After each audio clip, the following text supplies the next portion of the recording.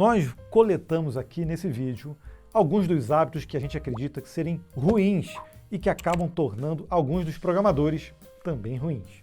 Veja bem, agora são hábitos. Não quer dizer que se você fizer esporadicamente uma coisa ou outra dessa lista, que você é um programador ruim, tá? O hábito, como diz a palavra ali, é justamente quando aquilo se repete dia após dia em sua vida enquanto programador. E não é uma variável, é uma constante. Então vem com a gente no CDF Café. Sabemos que todas as pessoas que nos acompanham são diretamente ligadas ao mercado de tecnologia e que estão sempre interessadas em informações relevantes. Por exemplo, você sabia que, segundo estimativas, só aqui no Brasil serão criadas 797 mil novas vagas nessa área entre os anos de 2021 e 2025? A demanda já é grande e ainda vai aumentar. Para você ficar por dentro, nós trouxemos aqui a Tribe, que em parceria com a Suno criaram o infográfico Tendências do Mercado de Tecnologia de 2022. Tudo resumido e explicado no ponto certo, super rápido de ler e de se informar e gratuito. Vale a pena conferir, é só acessar o link que está aqui na descrição, se cadastrar e receber diretamente no seu e-mail.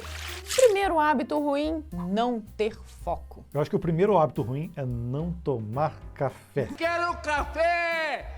É! Principalmente quando você está começando, as dificuldades aparecem. A gente já falou isso várias vezes aqui no canal, né? Ou você tem que estudar alguma coisa que não necessariamente você está afim de fazer, mas que você fica pulando etapa ali durante o aprendizado. A pessoa acaba perdendo o foco no objetivo final, que é aprender ou se desenvolver em uma linguagem, uma tecnologia. A gente ainda pode levar aqui em conta o não focar no sentido de uma carreira, né? Então, se você tem o objetivo de daqui ao médio, longo prazo e trabalhar no exterior, você tem que ter aquele objetivo em mente e focar naquele, tanto no estudo das tecnologias que você vai precisar, como às vezes de uma linguagem, algo no exterior. E no então, passo a passo, né? Seguir Sim. o passo a passo que você precisa fazer para atingir. Então, número 1, não ter foco. Bem, o número 2 seria o não praticar o suficiente. A gente que trabalha o tempo todo com programação, está ali praticando e evoluindo automaticamente, é fundamental. Quem não gera código, realmente não pode falar, eu programo, né? Não dá para falar. Da mesma forma que quem pratica algum esporte não pode dizer que é um atleta profissional se ele não praticar e se ele não treinar. Aquele jogador de final de semana, né? Não é uma prática perfeita. Agora, a matemática também tem muito isso. Você pode até entender o conceito, mas se você não ficar praticando, você não vai entender, na verdade. Ficar lá usando a calculadora, você fica dependente dela. E aí, a gente parte para a terceira, que também é muito comum, desistir cedo demais. A gente já falou outras vezes aqui no canal que o processo de programar, ele envolve lidar com frustrações constantes. E é verdade, né? A gente passa do céu ao inferno no mesmo projeto. Ou do inferno para o céu, quando roda, né? Claro, da mesma velocidade, inclusive. Então, realmente é muito importante a gente persistir. Mesmo que essa persistência tem um intervalo de tempo grande. A gente sabe também que a mente precisa, às vezes, você às vezes só encontra a solução tempos depois, quando você não está pensando necessariamente no problema. Então, o desistir justamente não é ficar insistindo sem parar. E principalmente não insistir no mesmo erro, né? Mas buscar novas soluções e não desistir de realmente seguir nessa profissão, né? E nós chegamos num outro item aqui que é perigoso. Aquela pessoa que só consegue copiar código pronto. Agora, vamos deixar uma coisa clara. Quando a gente está estudando, é muito natural. E quando a gente está trabalhando também, é muito natural copiar código.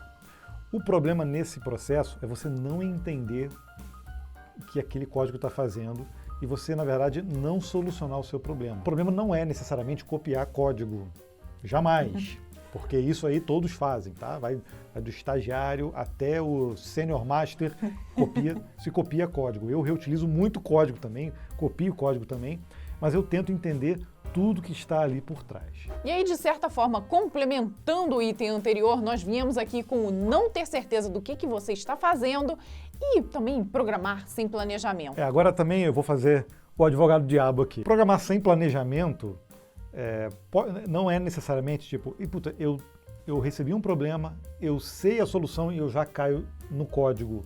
Isso pode acontecer justamente porque você já sabe solucionar o problema. Então, cair no código e o problema é ficar na tentativa e erro para ver se soluciona ou não o problema. Eu acho que Exato, esse e não pensar, talvez, depois na escalabilidade do que você está criando. Então, esse é o que é o problema, né? Eu sair fazendo loucamente, codificando loucamente, sem pensar no que vai ser preciso ali no futuro, né? E parece que tem muita gente que acha que é isso, que programar é meio que aquele passo a repassa, né? Quem bater primeiro, quem terminar primeiro ganha. E não é assim.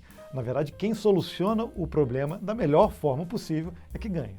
Bom, o sexto hábito ruim é justamente quem acha que já sabe tudo, que não aceita ali trabalhar com novas tecnologias, com novos paradigmas, que se recusa a pedir ajuda, que ignora as sugestões das outras pessoas. Então essa pessoa está fadada a não evoluir. A humildade vem com o conhecimento. E geralmente os juniorzinhos que resolvem ali um problema e acham que são o dono da cocada, né? Na verdade, o que falta, na verdade, é mais conhecimento para essas pessoas. E eu incluiria aí também a pessoa que não aceita uma crítica construtiva, né? Então é importante ali, às vezes, naquele momento do code review, você entender que existe uma outra solução, um outro ponto de vista e que pode ser melhor do que o seu. Então a crítica sendo construtiva é extremamente válida. E chegamos aqui num ponto crítico também, aquela pessoa que não consegue melhorar o próprio código, o famoso refatorar. Pode vir também o costume de não refatorar, e aí vem lá daqueles primeiros itens que a gente fala que é de exercitar. Refatoração é exercício também o tempo inteiro, mas também de achar que aquela solução está ótima e deixa ela para lá, nunca mais a gente precisa voltar para ela, porque ela nunca vai dar problema, isso não existe, né? Bom, e aí a gente pode citar aqui alguns exemplos, né? Você utilizar um recurso que já está disponível nativamente na linguagem e que antes você não tinha utilizado, até talvez por uma atualização da linguagem. A gente trabalha com libs, trabalha com sistemas, trabalha com uma casca ali por cima. Se o próprio kernel do Linux, aí, o Linus Torvalds, está querendo atualizar a versão do compilador do C, que era do C89, para a versão 2011, ou seja, ele está vendo que existem benefícios. Se ele mesmo vai atualizar, você imagina então a gente desenvolvendo sisteminhas aí em Node, PHP, com Ruby, com várias outras linguagens. O código envelhece, tá? E nem sempre bem. E é claro, a gente não pode falar também de refatoração sem falar de clean code. Então é comum, às vezes, você começar não utilizando as técnicas do clean code e depois justamente você ali conseguir evoluir o seu código já pensando no clean code perfeitinho. Exato. E não só para o código ficar bonitinho, cheirosinho, não. É porque a gente, quando programa e quem lê o clean code e usa as técnicas, sabe que a gente acaba preparando o código para outras pessoas, não só para a gente poder refatorar, mas sim para o código conseguir evoluir e tendo outras pessoas também precisando colocar a mão nele, né? Então é essencial isso. O oitavo hábito é geralmente também muito comum para quem está começando, que é superdimensionar os problemas. A gente, inclusive, falou do Clean Code. Uma das técnicas é justamente você conseguir dividir o problema no menor nível possível. E quando a gente está começando, a gente tem ali um problema muito grande para resolver, a gente não tem essa capacidade de divisão. E quando a gente superdimensiona um problema, a gente acaba superdimensionando também a solução. E existe também aquele profissional, que acho que é mais raro, graças a Deus, que tenta superdimensionar a solução. Então, justamente, ele vê ali que um problema talvez pode ser um pouco mais simples, mas ele quer colocar algo sofisticado, algo incrível, gourmetizar a sua programação. Então, isso também é ruim, viu? Um bom profissional consegue ter noção exatamente do tamanho do problema e da solução necessária para resolver aquele problema. Tá contando aí, né? Já estamos no hábito 9, que é não assumir responsabilidade pelas soluções adotadas. Vou até fazer uma analogia aqui com aquela pessoa que realmente se esquiva ali dos problemas, entendeu? Então, fala, não, a culpa não foi minha, não foi do coleguinha do lado. Então, isso daí é um péssimo hábito para a vida, até. Eu não diria nem que é só para programação. E a gente tem visto as empresas darem muito valor a esse tipo de característica de soft skill. As pessoas que realmente assumem as suas responsabilidades. A gente falou, inclusive, num vídeo aí sobre Full Cycle, que na própria Netflix, que adotou o Full Cycle, que criou o Full Cycle, na verdade, eles lá têm essa cultura de que todo o código que você sobe é de responsabilidade sua. Você acaba sendo o empreendedor daquele código. Muito interessante de se ver e, na verdade, os profissionais que tiverem determinadas soft skills como essa, assim, com certeza se destacam no mercado. O 10º hábito é aquela pessoa que tem, na verdade, um problema de comunicação e deixa ali de documentar as soluções para o time ou até mesmo para os seus superiores. Isso daí é muito ruim, principalmente nesse momento em que nós estamos aí vivendo em trabalho híbrido, trabalho remoto. Então, você não ter essa responsabilidade de chegar para quem é o responsável pelo projeto que está ali acima de você e falar, olha, terminei, aconteceu isso, resolvi dessa forma, ajudar também o time como um todo, acaba também sendo um profissional que cai num ponto, né? Não, tem muitas ferramentas hoje em dia para trabalho online, remoto, que ajudam nesse processo. Mas eu digo, é aquele capricho também, não necessariamente é comentar o código, né? Não é isso. Mas é documentar bem um commit, é documentar bem lá no Gira, é você conseguir, ou no Trello, entendeu? É você dar o feedback do que você está fazendo, não só em código, mas também em relação ao produto e ao ciclo. Então, as outras pessoas acabam sabendo o que você está fazendo, né? Mas tem muitas empresas que já adotam bem essa dinâmica e que não tem tanto problema. Mas tem muita gente que reluta a fazer esse tipo de coisa.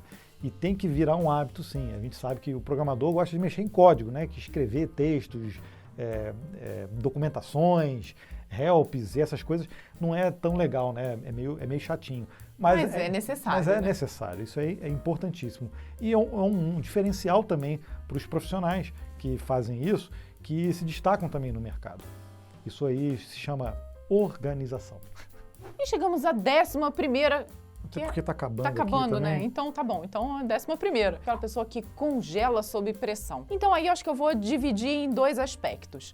O primeiro é o técnico, que às vezes você recebe uma responsabilidade técnica maior do que a sua competência e aquilo ali te faz congelar. E aí eu acho que é um trabalho de você chegar para o seu gestor e tentar solucionar o problema. Às vezes você vai precisar de mais tempo para conseguir resolver. Isso não necessariamente, então, é um hábito ruim. É só uma questão, realmente... De comunicação ali, talvez. É. E eu acho que o outro lado é justamente, talvez, uma soft skill.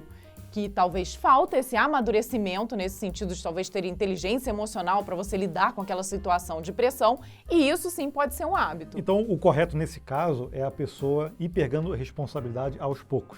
Porque Exato, isso porque pode... a tendência é congelar, né? Se você recebe um pepino gigante ali e não sabe o que fazer, você congela. E aí você pensa o seguinte, poxa, a pessoa, às vezes, que não tem um conhecimento, um embasamento correto, ela acaba superdimensionando o problema e ela congela sob pressão. Olha como é que tudo está interligado. Tá vendo?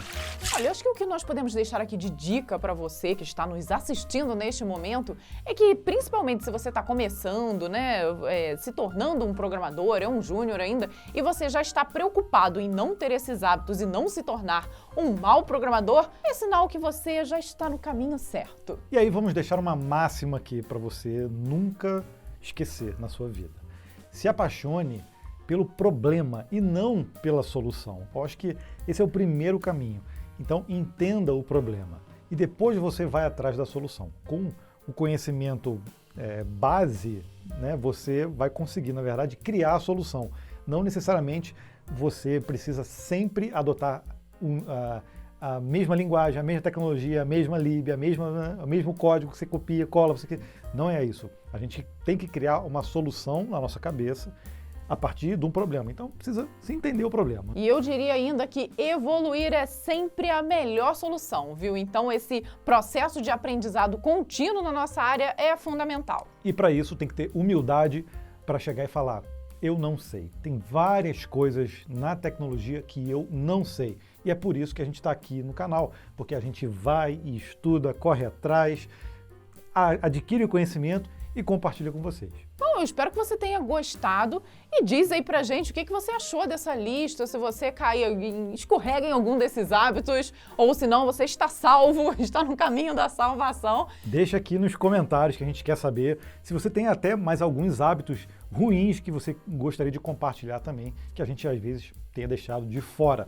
Não se esqueça de se inscrever no canal, estamos sempre por aqui semanalmente no Código Fonte TV. E a gente se vê no próximo CDF Café.